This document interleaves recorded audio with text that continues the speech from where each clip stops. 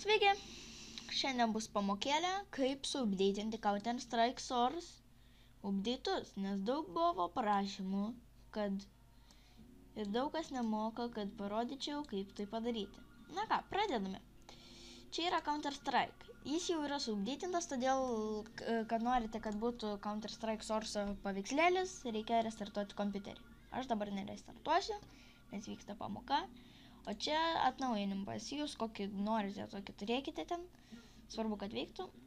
Ir pas mane toks bus. Taip, spaudžiame CSS atnaujinimas. Ir ten update'as. Pirmin. Ir nusistatote pas jūs, kur jisai yra suinstaliuotas. Pas mane jau yra, nes jau aš instaliavau, bet, spaudžiate į tuos failus, kur yra jau suinstaliuotas jūsų Counter-Strike Source žaidimas.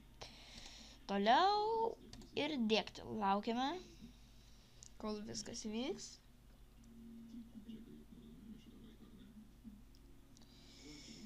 Palaukiame.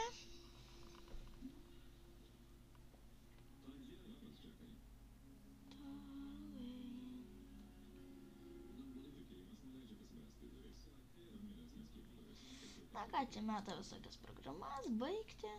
Dabar man tinklapį išmes.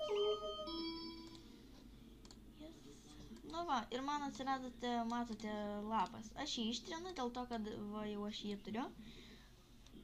Kągi ir pakartoju, kad jeigu norite, kad paveiksliukas veiktų ir šiaip būtinai turite restartuoti, nes kitaip neveikia, update'as nesuveikia. Na ir viskas. Jeigu patiko, like. Ačiū už dėmesį, tad sėkmės. Jei neveiks pamokėlė, tada